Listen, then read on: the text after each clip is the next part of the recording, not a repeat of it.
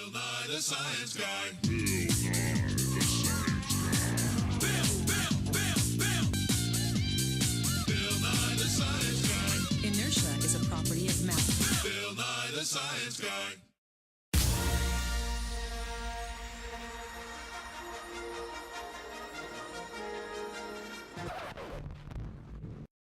Today, we're going to talk about space stuff.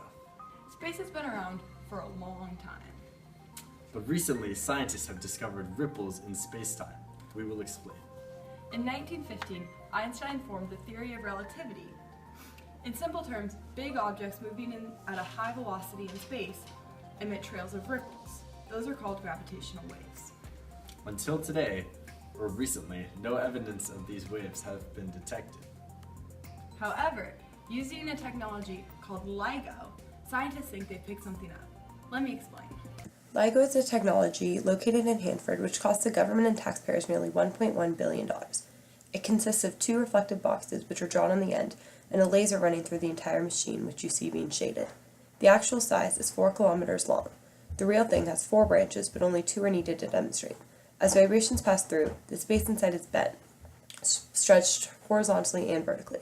This is a gravitational wave. Let's get closer.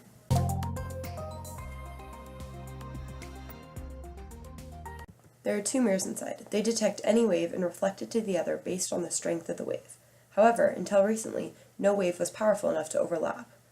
That changed when the black holes collided. That was a huge wave and a scientific breakthrough. Spent $1.1 billion detecting these waves, but why do we care? Well, these waves, while not definite proof, they are strong evidence to support that the Big Bang was real. Additionally, this confirms the theory that the universe is expanding. We know that we live within a galaxy, and this galaxy is within a universe, but until now, we haven't had any definite proof that this universe can expand. This makes the possibilities of things that we can discover about the universe endless. So it's pretty important, but the question remains, how did we actually discover these waves? Basically what happened is 2 massive black holes in space collided with each other. Let's take a closer look. Previous to the collision of black holes, the only events in space were microscopic in comparison, ordinary explosions with stars and smaller matter. Black holes emit gravity, just as any other mass in space does. We now have witnessed the colliding of 2 massive black holes and know that such an event is possible. When 2 are spinning, as seen here, eventually they will be unable to escape each other's gravity and merge into one. As seen in this illustration, each black hole emits ripples, or gravitational waves. Once collided, even larger and more violent ripples will be sent out, which is what LIGO detected. Okay, now that scientists have discovered all this brand new information, how are they going to go forward with this new knowledge? Well, there's a lot that we can improve on. While that was a good discovery, the only reason that scientists were able to detect these waves was because they were massive gravitational waves caused by the 2 black holes colliding. Right now, LIGO is stationed on Earth. This means it picks up all activity and creates ripples for everything that humans do, in addition to the stuff in space that we want. So, the scientists' plan for now is to move the LIGO station up into space, somewhere between Earth and the Sun.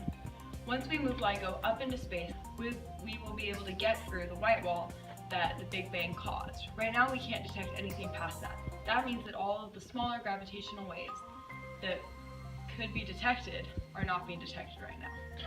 Once we detect these smaller and more frequent waves, there will be a whole new world of possibilities for what scientists can do with this new information. Nobody knows what the next great scientific breakthrough will be, but with the discovery of gravitational waves and the newfound ability to hear space, rather than just observe it, scientists will surely be advancing their technology and knowledge at an incredible pace. As we now know, the universe is endless, and so are the possibilities of what we can discover.